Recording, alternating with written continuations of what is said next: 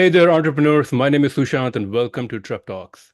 This is the show where I interview successful e-commerce entrepreneurs, business executives, and thought leaders, and ask them questions about their business story, and also dive deep into some of the strategies and tactics that they have used to start and grow their businesses. And today, I'm really excited to welcome Adam Baker to the show. Adam is the founder of SodaPup.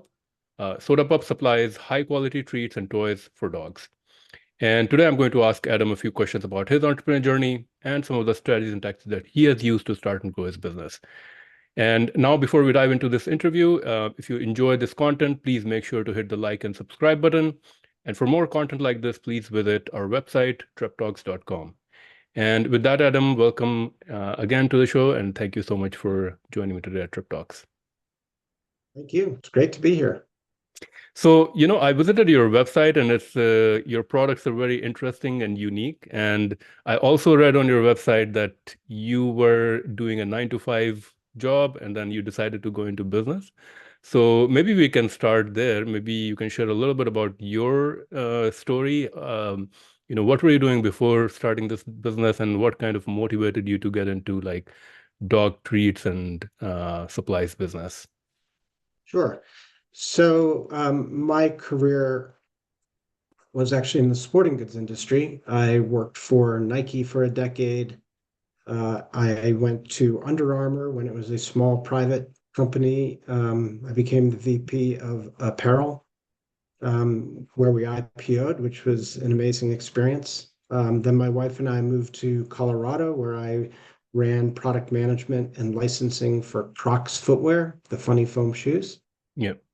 And after 4 years of that, I was just tired of corporate life, tired of politics, and tired of you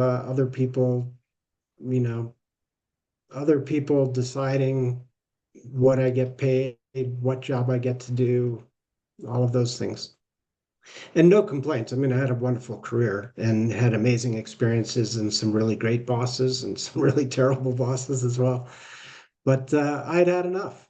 And yeah, so during the time that I was at Crocs, I went there in 2008. And honestly, they were on the verge of bankruptcy. There was auditing firm had issued a going concern.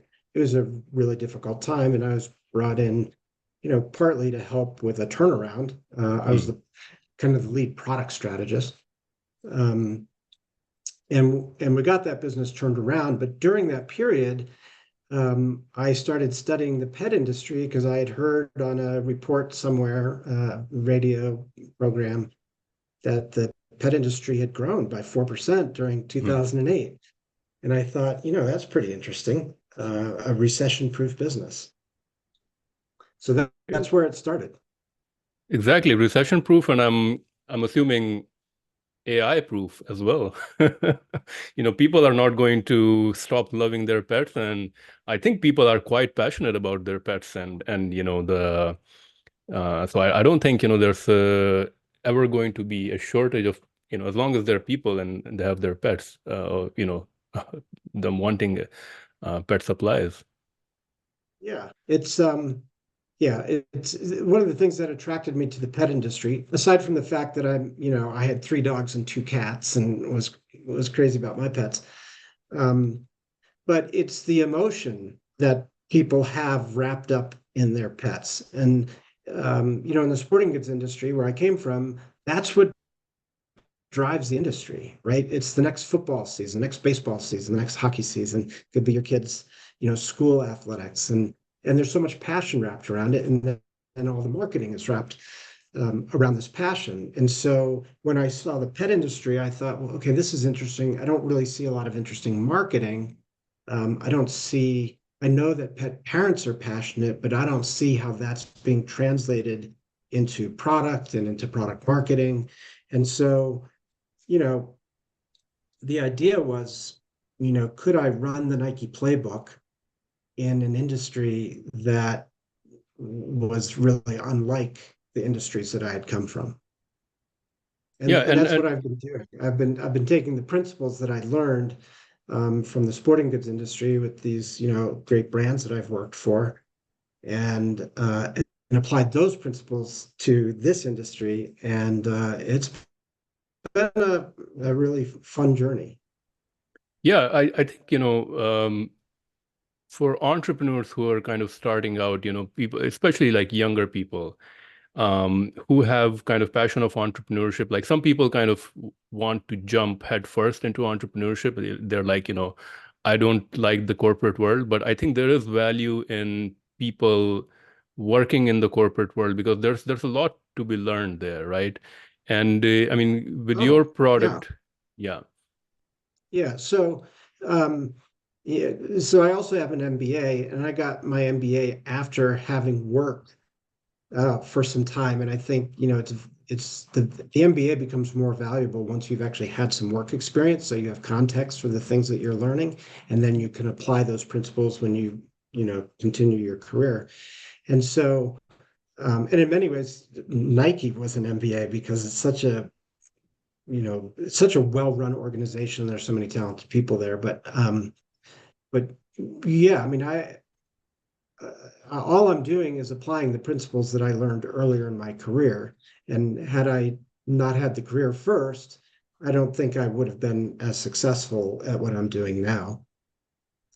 It's like yeah, when I say I'm running the Nike playbook, I mean, the most fundamental thing, which I didn't really see happening when I started this journey about 10 years ago, was I didn't really see a clear connection between a target consumer and the product. hmm, So, the most basic thing that I've done is figure out who am I selling to?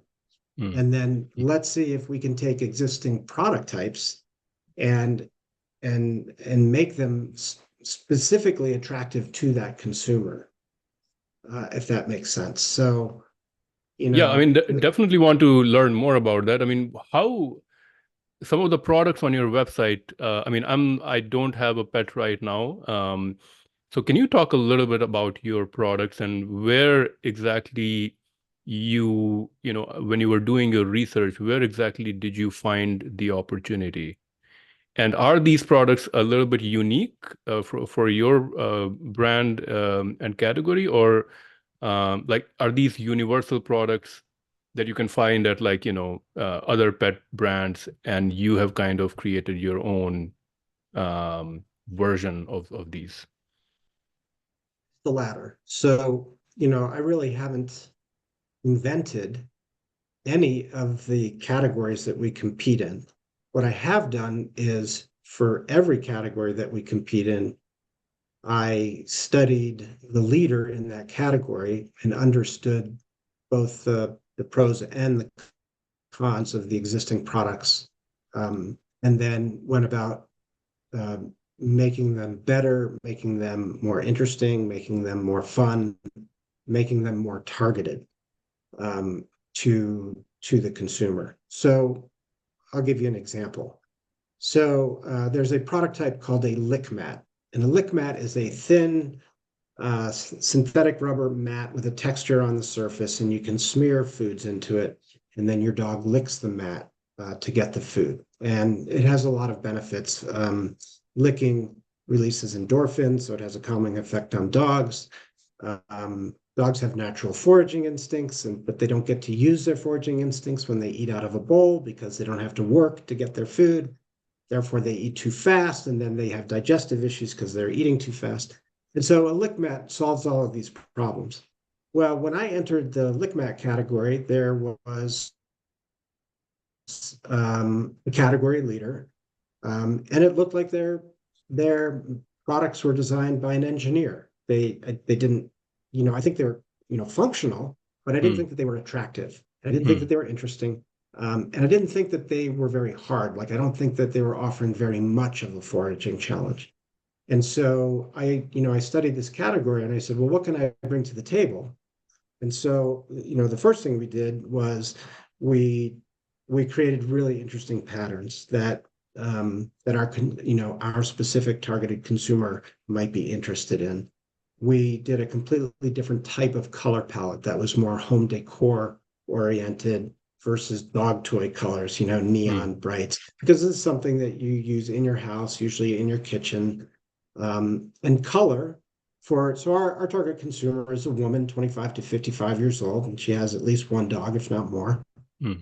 And, she's sensitive to design and color and things of that nature. So, I come from sporting goods, but really I come from the footwear and apparel industry. And Hmm. so I'm applying these types of principles in the pet space. So, between design and color, um, we brought something new to the table. And then we went a step further and said, well, what if we could create, not all dogs have the same food drive. So what if we made some mats that were quite easy, and then we made some that were moderately difficult, and then we made some that were really difficult. And that was based off my own experience. I have 3 dogs, and one of them is finicky and is not a big eater.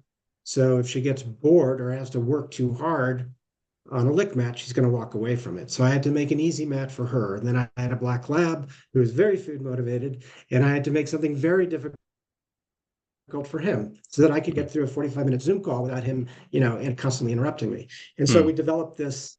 It's almost like going to a ski area where you decide whether you're going to go down an easy green hill or an intermediate blue slope or a double black diamond. So we've created this type of degree of difficulty. And that was totally new. That didn't exist in that product type before. So that's one example. But we've done this kind of thing in all the product types that we make. So you've really thought through, what your target, like who, the consumer that is paying, and how you can improve the product so your product becomes more attractive. When they're out in the market trying to buy this and they have two different options, they will more likely select yours rather than the competition. Um, Well, yeah, I mean, the reality, particularly in the pet store space, what drives the pet business is food and treats and cat litter. They're all the consumables, and then everything else is an accessory. hmm, And so, what my observation was that if you went into a big box pet store, Petco, PetSmart, what have you, the toy assortment is very slow moving. It rarely changes. hmm, So if you're a female consumer and you go in once a month to buy a bag of dog food and the toys always look the same, then you're not really going to pay much attention to it. But if you have a cadence of newness in that section, then you're giving her a reason to stop. And so in my mind, what it boils down to is, can you create something that's visually arresting that will catch their eye? And if we can do that, then we're helping the retailer. And of course, we're helping ourselves because we'll get the sales. It's sort of like, most of my competitors have maybe 2 or 3 lick mats. hmm, I've got over 25. hmm, And so if you think about walking into an apparel store, let's say they've got graphic t-shirts in this apparel store, and there's a table up front, and maybe there's 10 different t-shirts with 10 different graphics. And then you're going to buy, you might buy one, you might buy 3, depending on whether you like what you see. hmm. So I'm applying a graphic t-shirt mentality to my lick mats. So I've got something for everybody. And it also allows retailers to differentiate. So if you're Scalawags in Portland, Maine, and you've got a lot of tourist consumers there, then I've got a lick mat with a whale on it, and I got a lick mat with a lighthouse on it, and so she can assort those types of products for her store. Whereas if you're in Aspen, Colorado, you can buy our Great Outdoor Bowl or our camping lick mat. That's it's a camping scene. And so it allows people to differentiate their assortments as well and speak to their customers that are unique to their location. Now I see on your website right now you have about, I would say 14, 15 different product types. When you started out, did you start with one product? Did you launch with one product, or did you already have a collection of product types that you had been working on? And um, yeah, maybe can you share a little bit about the beginning of, Yeah, where you started and what kind of sure. investment went into that? So this wasn't the original business. The original business was a licensing deal that I did with a company on the West Coast. And they had a bumper sticker called Wag More, Bark Less. And I Hmm, licensed that slogan. And the original idea was to build a lifestyle brand for dog lovers. So we made things like dog bowls and collars and leashes, but then we also made coffee mugs and hats and T-shirts. And I don't know if you remember the brand Life is Good, but the idea was to create the Life is Good brand specific for dog lovers. And so we did this licensing deal, and I $250,000 into new product development, Wow.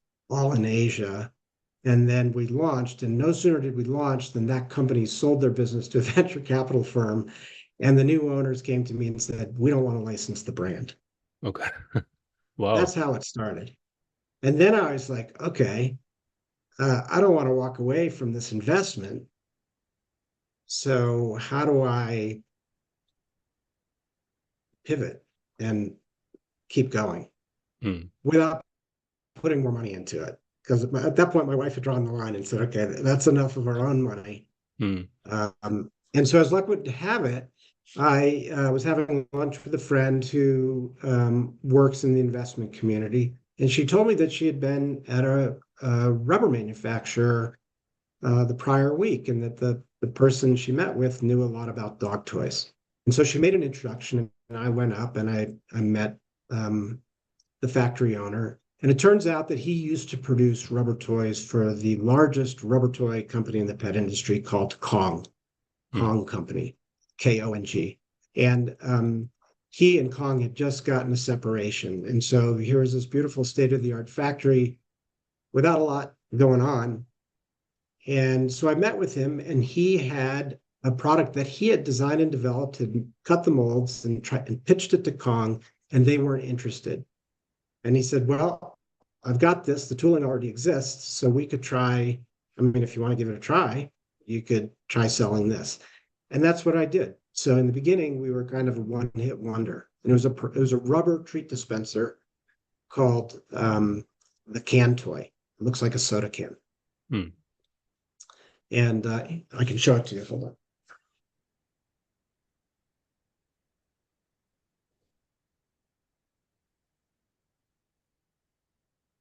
So this is it. I don't know if you can see that, but it looks like a Yes. soda can. It's got a hole in Yeah. the bottom where you can put treats. And, you know, I guess I should mention that we produce everything 100% in the USA. Yeah. So that creates certain challenges because we also only make injection molded products. So you have to invest in molds, which can be very expensive. So the fact that this guy had a mold, or actually several molds for different sizes, and it was sitting on a shelf, it was serendipity that I had lunch, and she told me about this guy, that I met him, and he had a mold. And so we rebooted. And because it was a can, and I didn't want to name the company the Can Toy, I thought SodaPup, that's kind of a cute name. And we went and got the trademark, and we started selling can toys. But it was all I had, and I didn't have any more money, so I couldn't open new molds. So we just did the can toy in different colors and different durometers, hardnesses. We did a puppy version, we did an extreme version, and we just squeezed as much out of it as we could. Then the next step was subscription boxes were a big deal, and I think that business is plateauing a bit, particularly in a difficult economy because it's non-essential. But at the time, subscription boxes were booming, and I did a couple of really big sales to a company called BarkBox out of New York. They're now a public company. And then I started working with another box called Bully Make, and they've since sold, but at the time I was working with the founder. And I went to him and I said, hey, listen, if you can give me 18, 20,000 units, I can open a mold. So I'll design a new product for you every month, and I'll sell it to you at my cost. But I own the designs and I own the molds when we're done. So all I did was build the mold cost into the cost of the product. And he was doing enough volume at the time that I could give him a great price and cover my mold costs. And I literally didn't make money on those orders, but I got molds. And I did that for 3 years. And then they got big enough, they wanted to make their own with their own branding. And so they went away. But at that point, I already had like 40 natural rubber treat dispensing toys, more than any company in the world. And I thought, I ought to start marketing my own brand. And so in the beginning, we were just a rubber toy company, and we leveraged these partnerships to subsidize the tool making, and which is the biggest challenge, you know. And most people manufacture in China, and typically they're just buying the designs that a Chinese manufacturer comes up with. So it's very difficult to differentiate. Whereas we were doing all these crazy shapes. I mean, we were doing everything from rocket men to hot dogs and dinosaur eggs and all kinds of fun things. Um, and then we moved into nylon toys, which is a super hard, like bone type of chew toy. But we did lots of novelty shapes, and we built in enrichment capabilities. And then we moved into lick mats, and then we moved into slow feeder bowls. But always applying the same principles, like how do we differentiate? How do we bring greater value? How do we do interesting and fun shapes? How do we leverage color? To And me, that's to me, how we got here. yeah, to me, what sounds really remarkable about your story is that, and which is maybe what you're bringing, the value that you brought to your business through working at Nike and other brands is, if anybody else were starting a business in the same category, pet toys, they would probably be thinking direct to consumer first, I think.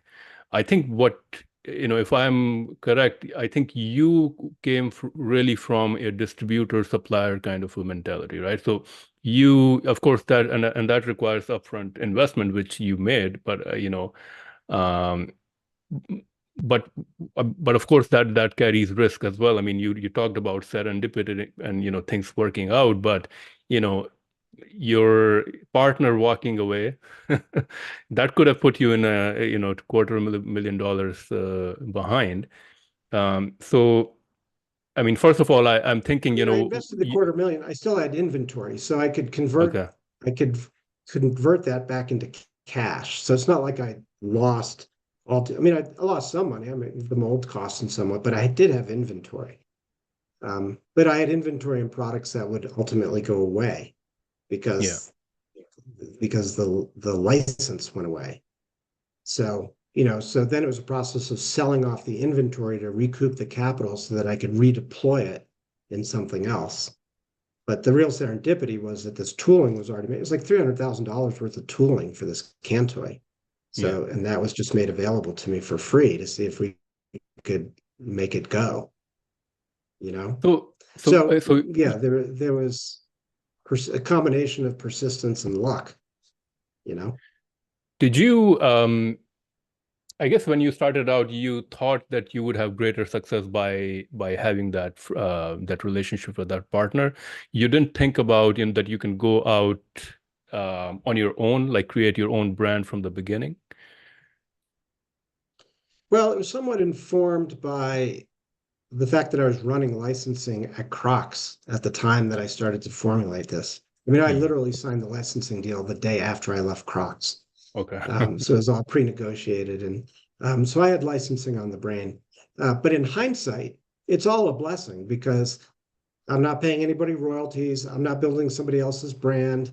You Yeah, know, we own the whole thing. So we ended up in a much, much better place than when we started out. And again, it's luck and circumstance that we landed here, but we landed in a pretty good spot, for sure. you know. Um, But for sure, I was not focused on being a direct to consumer business. Um, yeah, I mean, I was selling on Amazon and I was selling on Chewy.com, so those were direct businesses. But um, I don't know. I think the challenge with e-commerce business is that, particularly in the pet space, it's so competitive that you end up spending, it's everyone thinks that you have great margins in a D2C business, but the reality is that after your marketing spend, you really don't. yeah, And so, and my goal is to be a global brand. And you don't do that one toy at a time. You do that one retailer at a time, one distributor at a time. you know, and I started this business when I was 52. So, I started later in life. And so it's kind of like, I need to grow this thing, as quickly as I can. And I don't Yeah, think D2C is the way to get there. for sure. I mean, I definitely want to ask you about, you say later in life. I mean, I was just listening to someone and they were saying it's never later. But I want to ask you about your manufacturing. So I mean, one of the assets now that you have is you said, you have your own molds, right? And then that's an asset. Um, so do you have your own manufacturing plant now? Like, do you manufacture all of these items yourself, or just the mold itself has the value and you can provide that to a manufacturing facility and they can create it? Right. So I've got strategic manufacturing partners. Um, so you have to understand, like, the machinery required to make a rubber toy is not the same as the machinery to make a nylon toy or a TPE toy, or a lick mat, for example. So different manufacturers have different equipment. And so, I've had to find partners for each of the product types. And then I concentrate, because we introduce a lot of new products, I concentrate a lot of business into these strategic partnerships so that can become meaningful to them. So I get preferential treatment, good pricing, et cetera, et cetera. So, part of the story has been a sourcing uh, strategy. But, the other thing is that the industry that I compete in, I'm primarily competing against Chinese made product. Hmm. And when I did this, I started out with a blank piece of paper and said, what does the consumer actually want? If we start there, and then let's see if we can give them what they want. And one of the things they prefer is American made products, particularly for food or anything that goes in your dog's mouth, Hmm. which all of our products go in a dog's mouth. So, Hmm. I said, okay, let's see if we can produce in the US. And then I worked with this factory here to make the can toy. And then I expanded to another rubber toy factory, and then it kept expanding from there. But um, we're kind of defying the odds, because most people would tell you that, oh, if you're going to be cost competitive, then you have to produce overseas. And but there are drawbacks to manufacturing overseas, because you have less control over your factories, you have less control over your materials. So all of our materials are FDA compliant. You have longer lead times, you have customs, you've got, the whole supply chain is longer and more complicated. Whereas, because I've developed these strategic partnerships, I can place a PO and get inventory in, 3 weeks, sometimes faster. And so then that allows me to run really lean inventories. And then, we're basically manufacturing on a just-in-time basis. By Hmm. running lean inventories, I can have a wider product offering. So while most of my competitors have a very narrow product offering and they're Hmm. very deep on inventory, I'm actually wide and shallow. Hmm. And then, so what it allows me to do is to try all kinds of stuff.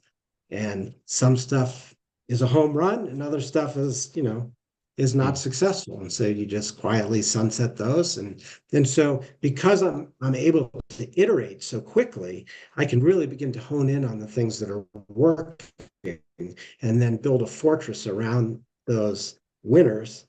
Um, and it's allowed me to get traction in new areas relatively quickly. And the faster you can iterate, the faster you can learn. For sure, for sure. Uh, And because I'm a privately held business, I don't need anybody's permission. I might have an idea one night, I design it the next day, I get the CAD made the next week, and we're off to the races. so I want to ask a few questions. Number one, from a cost perspective, as you said, American made, um, uh, probably still more from a cost perspective, more, and I'm not sure, maybe not. Your products probably cost a little bit more than what you would, maybe get if you were getting it made from China or something. But I'm not convinced that that's true.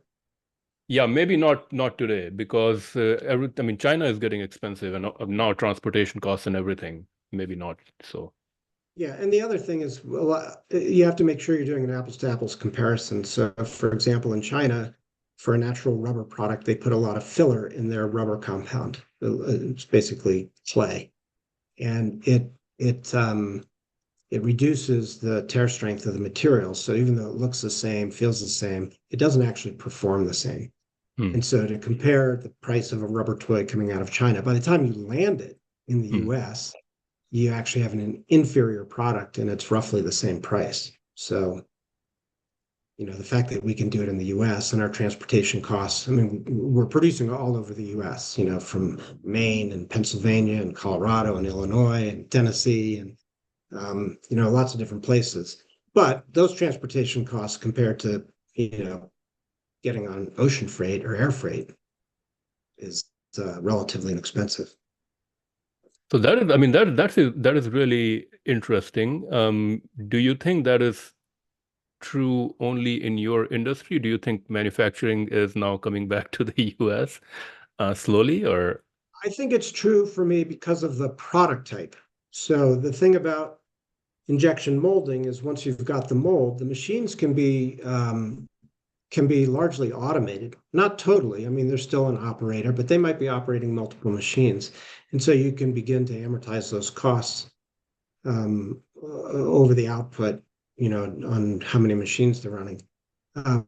Other categories like plush toys. So plush toy is it's like a teddy bear toy, right? Mhm, It's sewn.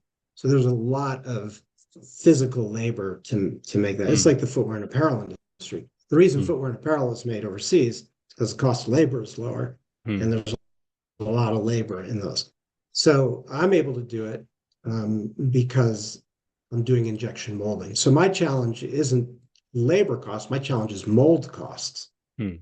How do I drive enough volume out of the gate on a new design to cover my mold costs quickly so that I can continue to introduce new things? And some, different products have different mold costs. For example, natural rubber toys have really long cure times. So your machine's only going to cycle 4 or 5 times an hour. So in Hmm. order to make the economics work on a natural rubber product, you have to make, $20,000 to $25,000 molds. So that hurts, right? Whereas if Yeah. you're doing, what we've done is we've created systems, like for most of our other toys, like mats, bowls, things like that. We've created systems where you let's say a mold has 5 parts. Um, 4 of them I've standardized so that when I want to introduce a new product, I'm only paying for 1/5 of the mold. So it allows me to kind of rinse and repeat, right? It's Is the it? same Yeah. idea. It's like the graphic t-shirt business, right? Um, the t-shirt's always the same. It's only the screen print Yeah. that's changing. So I've created a manufacturing system that kind of resembles that. So I can drive my product development costs down, and it allows me to to do more designs. Is there a different way to test a new product idea as well? I mean, just to put like um, I guess a graphic design or a mock-up of the product on your site and see what kind of demand it drives, or because you're primarily working with retailers, you have to have the something to hold on to the hand before you can actually, see if Well, it's working or not. so I will say that one of the things that has dramatically impacted our business is Instagram. And so, but the thing to know about Instagram is not only do you have consumers interacting with you, but you also have retailers and distributors. Everybody's looking at Instagram. And so I haven't tested new designs on Instagram, but when we have a home run product, uh, so typically I launch in one color, whereas my Hmm, competitors might launch in 3, 4, 5 colors, but they don't hmm, even know that the thing's going to be successful. hmm, So I launch with one color, and then if I get pickup on it, then I roll out new colors.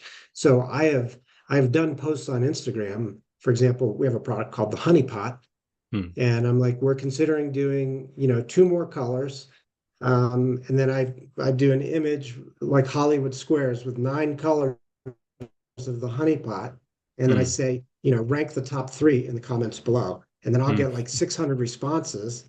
And then I tally it up. And then we added the top 3 suggestions. And then consumers feel really a part of the brand. Um, so yeah, we love social media because it's an instant feedback loop for us. No, that's awesome. I want to But I've shift never put a gears. new design. I've never put a design concept out there. Hmm. I haven't done that. Hmm. I would be nervous about doing that. I don't like to show my hand too much with new designs. Okay. Um, I want to shift gears a little bit on partnerships and finding customers, because you are primarily working with other retailers, or big retailers, smaller retailers, and so forth. Um, can you talk a little bit through, given that you're coming from a product background, do you have a partner that's doing like some of that outreach? Are you doing that yourself? Do you have a sales team? How are you building these partnerships to distribute your product? Very atypically. So Mhm. we're kind of, I love technology because it allows us to do so much.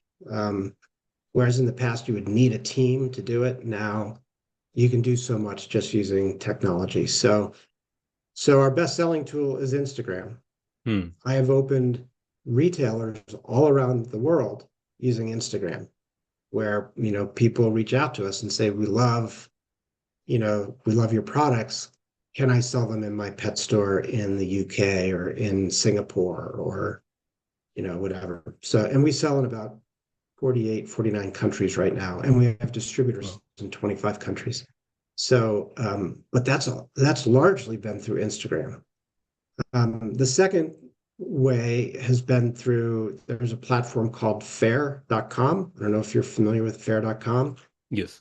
Kind of came out of nowhere, very powerful, very well funded. Um, and they launched in the US and Canada, and then they expanded to Western Europe. So I opened up, and I was an early adopter on the platform. So, I opened up retail accounts all over Western Europe.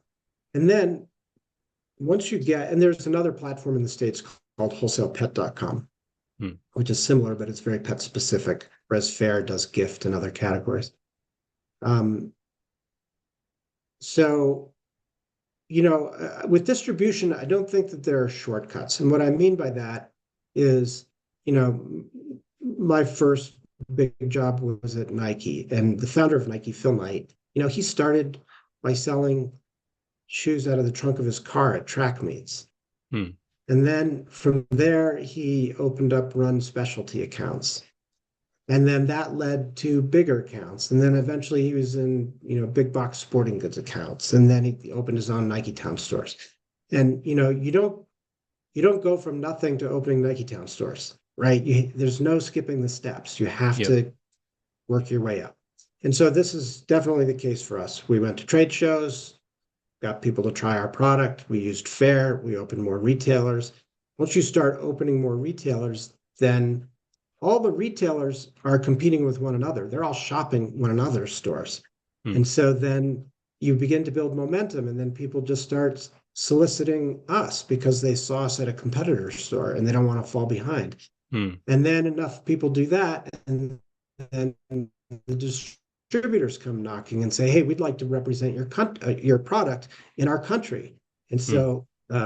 so then you've got distributors. We've got distributors all across Europe and all across Asia. I mean, I've got 2 distributors in China, which is amazing to me that we're exporting dog toys to China. Um, and so, but you can't, like, no distributor is interested in you unless you've already got the distribution. Yeah. So, which is a bit of an oxymoron, Yeah. um, but that's the way that it works. And so that's Right. been our progression. And so now we're omni-channel. Plus, we sell on Amazon.com, we sell on Chewy.com, Walmart.com. Um, so um, yeah, so we're direct to consumer on our own website. We're kind of direct to consumer through other marketplace platforms. And then there are wholesale marketplaces, and then there's, just a lot of face-to-face contact and distributors. But I have no sales force. Distributors have sales forces, so they're essentially selling now on our behalf. Wow, very, very It's crazy to interesting. me. I can build a B2B business with no sales force. Yeah, It's crazy. it's remarkable. I mean, fair definitely helps quite a bit, but I think with the bigger accounts, I mean, bigger retailers, how have you kind of like reached out to them through LinkedIn? I mean, you did mention that sometimes they reach out to you, but No, really, the only direct contact I've had is I do work with a company called Pet Insights, and they maintain a database, and so I've paid for the database, and okay. so I did a direct email campaign to the top 100 pet retailers in the U.S. And I had the buyer's name, I had their email, and I had the shipping address, and so we put together brand boxes with a cross section of our toys, and we mailed it out to the top 100 retail buyers, and then I would follow up with an email, and um, yeah, that's Wow, that's what we do. that's a great strategy. I mean, I I wonder if there's like these lists available in other categories and industries as well. It sounds, I'm I mean, sure there are. I There mean, there are companies devoted uh, to collecting email data for buyers. It's yeah. I mean, I'm solicited every day. Do I want to buy this list or that list? Um, from all kinds of operators, but the one I'm using is highly credible, and it's a research firm that I'm partnering with. So, but it's great um, because anytime I need the name of a buyer for a big retailer or whatever, I can look it up, and yeah, I mean it that's doesn't half the make battle, it right? doesn't make it any easier to get in because most buyers are bombarded, Yeah, by people trying to get in their stores. So, there are times when just having an introduction from a friend of the buyer yeah, goes a lot farther. yeah, for sure. But But having I mean having the right email and contact name is half the battle. I mean that solves at least some problem for sure. well, Um, and the other thing is, like I said, we led with a box of product. yeah, So we didn't just send them an email out of the blue. We actually yeah, sent them product. yeah, And so, I have to assume that they're going to at least open the box and take a look inside. And then, I'm just really confident in our product. It's really different. It's made in America. It's actually premium product. It's better made. So, the product does the talking. And yeah, then we follow up and say, would you be willing to have a conversation? But for sure. But as So, often as not, the big retailers are contacting us, which again, I find that remarkable. And it's because they see us popping up again and again. And we're very active on the PR front. So we've won a whole bunch of awards for our designs, and I get quoted a lot in pet trade magazines, and we work hard to help editors and give them interesting things. And because we introduce new products every month, we always have something to talk about. And so we've kind of become a go-to resource for a publisher who's looking for, a new product to write about or something like that. So we've developed these relationships. So we get a lot of free coverage. And then periodically, as I can afford it, I advertise with them as well. what does your team look like right now? Well, there's me. I do uh, I do product design and development. I manage our website. I do the sourcing. Um, I've got a finance person. Um, I've got a warehouse manager. So we have our own warehouse. We have about 20,000 square feet of warehouse space. She's got an assistant. And then we have 7 or so people that do fulfillment in our warehouse. Wow. That's it. That is it. There's no marketing team. There's no sales team. Hmm. So There's no, who's doing your Instagram post? that's me. I do it at night. Really? Wow. I mean, Yeah. I have to say your Instagram looks really good. Like I thought there was at least a couple of people doing like taking pictures and stuff. Well, Um, it comes back to the product, right? So we do really interesting designs, and then consumers are inspired by those designs, and they're doing really amazing enrichment, beautiful things with our products, and then they're posting and tagging us. And so almost everything I post is just user-generated content that I've reposted to celebrate our consumers. It's wow. Okay. like a giant gratitude wheel, right? They're they're hashtagging us, or they're tagging us in their post, and then I repost it. And as our account grows, so we're at about 85,000 followers now, then it gives them more, because we're reposting and of course giving them credit for the content, then their accounts are getting more exposure so that they can grow. And so and I get to show the world authentic content from real people using our product, and there's nothing more valuable than that versus a slick ad that the company made, which can feel dishonest or too slick. This is all real people using our stuff. I have to say, I mean, And so, these people are creating some really great content, really photogenic yeah. content. And Yeah. the hardest part of Instagram for me is deciding which ones I'm going to repost, because there's so much good content. Um, Wow. so yeah, I mean, we're super lucky in that way. And that's been the real journey for me, is to, if you pay attention to your consumer and who they are and what they like, and if, in my case, I'm a student of Instagram, I'm not just following people that are following us, but I'm following my competitors as well. And so you learn, and then you take those learnings and you build new product. And so it's amazing to see how it's kind of blossomed. Um, at the end of the day, it comes down to at Nike, we used to say the product is king. You know, Mm. it all begins and ends with product. Yeah. If the product isn't good, then it doesn't matter how good your marketing team is or how much money you have. People just don't want it. And Yeah. so we're doing this very grassroots, right? I have one investment partner from years ago, but we cash flow the business. We do new products as we can afford to do it.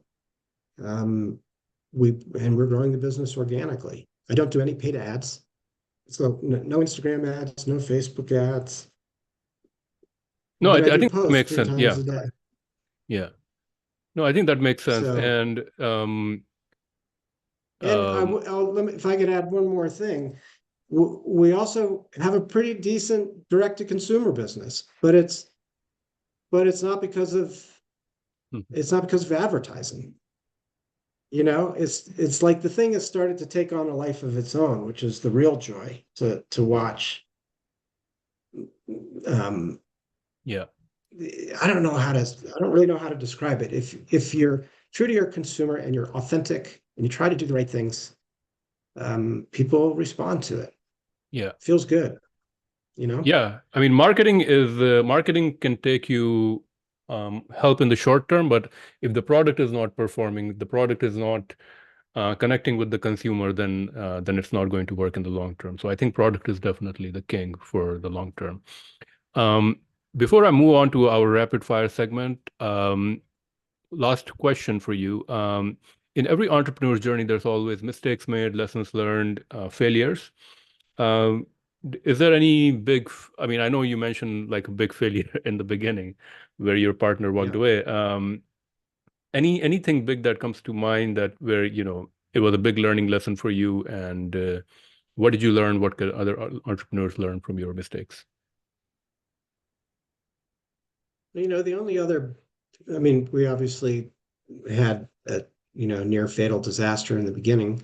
The only other thing I would say is, I've made a couple of hires that I regretted in the end because I thought that I needed uh, a certain type of position. And then I discovered after the fact that indeed I didn't need that. Hmm. And the thing about my experience as an entrepreneur is that I've got people every day selling me things that they're telling me I need. And whether it's the latest CRM system or I should go from Shopify Advanced to Shopify Plus, which costs $2 grand a month. and I've been pretty good at figuring out that I don't need 99% of it, Hmm. that I can get by and cash flow my business and be profitable by not falling prey to all of these shiny objects that everybody thinks we need. Hmm. And I had convinced myself that I needed, an operations director. Um, and we're doing just fine without that person. And giving other people in my organization growth opportunities. And so it's actually, you know, that's been an interesting journey. And so, I think what happens in a lot of startups is you do a raise, you get a bunch of money, you get some office space, you hire a bunch of people, and then you start developing a product.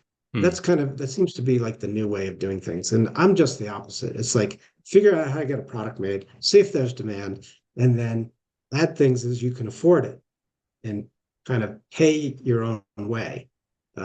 It's a bit of an old-fashioned notion, and yet it, what it ensures is that you have a strong foundation. Your business is actually built on something real.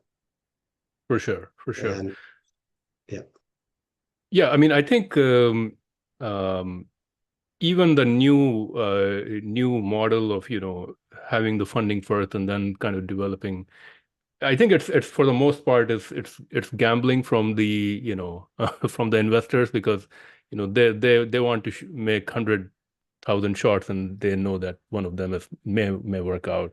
So I don't right. think that's probably the right way to do to run any business. Um, I know we are running short of time, so I will move on to our rapid fire segment. In this segment, I'm going to ask you a few quick questions, and you have to answer them maybe in a word or a sentence or so. One book recommendation for entrepreneurs and why? Well, I've just read a book called Playing to Win, and it's a strategy book. And what was so interesting about it is it was written by a couple of people. I think they worked at Procter and Gamble. The authors are Lafley and Martin. And what was interesting to me about it, it was almost identical to the strategic planning process at Nike, which we called the field of play. And so it made me think there must have been some cross-pollination there. Somebody went from P&G, went to Nike, or vice versa. But it's a great, really practical um, discussion of what strategy really is and how you implement it. That's awesome. I'm going to check that out for sure. Um, an innovative product or idea in the current e-commerce, retail, or tech landscape that you feel excited about?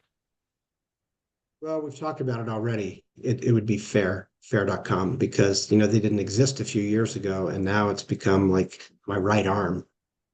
So it's been pretty amazing for me to watch them and the impact that they've had on my business. So I'm a huge fan. A business or productivity tool or software that you would recommend or a productivity tip? Well, the two tools I recommend, one is Shopify. Hmm. And the reason I love Shopify is because it's a little bit like an iPhone, right? An iPhone is so much more than a phone, right? It's all the apps that you can dream of on your phone. And Shopify is that way. You have this basic platform, and then you can I mean, the apps are endless, so you Yeah. can tailor it to all of your needs. So it's a super powerful platform. So I'm a big fan of that. And then we use a pricing app called Wholesale Gorilla, which has really changed our business as well. And it's a simple app, but it allows me to sell to wholesale accounts at one price, international wholesale accounts at a different price, distributors at a third price. And so what it has allowed us to do is we push all orders, regardless of what type, everything runs through Shopify because of this app has enabled it. And then that allows us to maintain inventory inside of Shopify.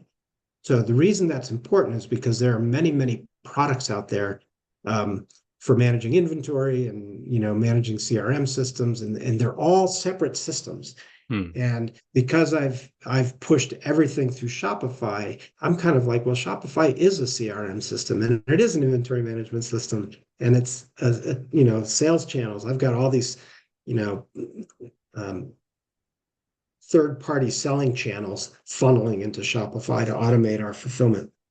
And so it's a perfect example of everyone's trying to sell me something, and I'm staring at Shopify saying, how can I make this do more for me?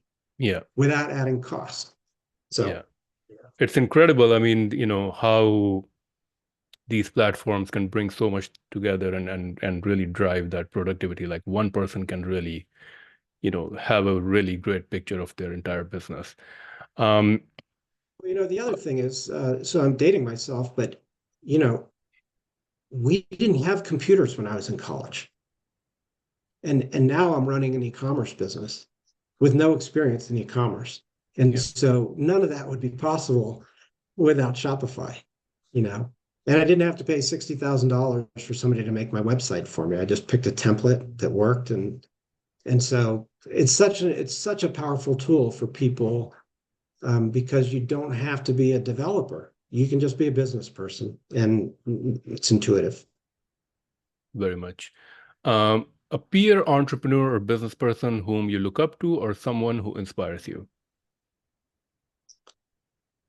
Well, so as I mentioned earlier, I worked at Under Armour. I went there when they were a private company, and we IPO'd when I was there. And it gave me a front row seat into entrepreneurship for the first time. Like, to be honest, I've always had entrepreneurial inclinations.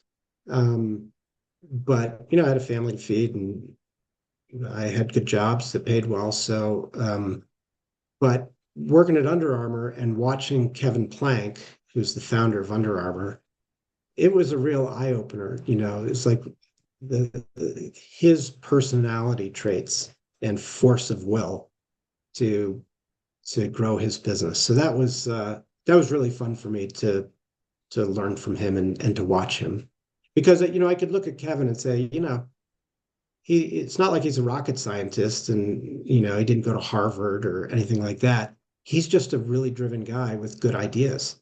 And he's a good leader. He could inspire people around him.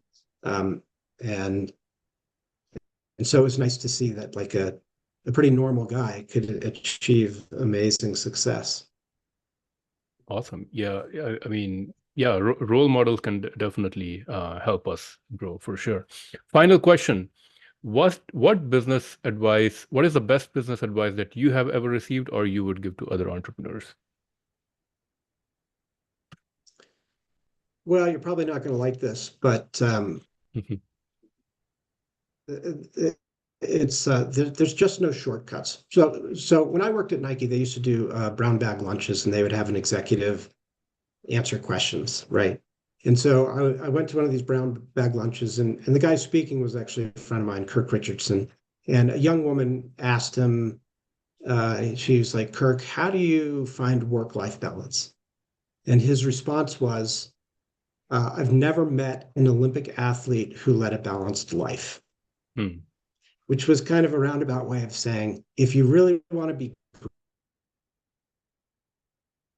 great at something, you won't lead a balanced life. That they're almost incompatible. And I've heard versions of this, throughout my career as well from other successful entrepreneurs. And I think it's true. I think greatness comes from an imbalance, like an obsession that you're consumed with, and that's where the deep insights come from, when you're paying attention all the time. And so yeah, I mean, so my advice is, be ready to work hard. Yeah, and you know that I think that kind of goes back very, very true. And I think it kind of goes back to, try to find something which kind of really inspires you or attracts you, drives you. Because otherwise it's like you kind of need that obsession. You kind of have to be able to automatically think about what you're doing all the time in order to improve and go forward. Otherwise, you'll be miserable. So, Yeah, because it is a bit, it can be all consuming, at least in my experience. Um, for sure. but I've no regrets. I love it every day. That's awesome. Well, Adam, those were all the questions that I had. Thank you so much for sharing your story, for inspiring us, for sharing some of your strategies and how you grew your business, as well as your failures and lessons learned. So thank you again for joining me today at Trip Talks, and wish you all the very best. Thanks so much. It's good talking.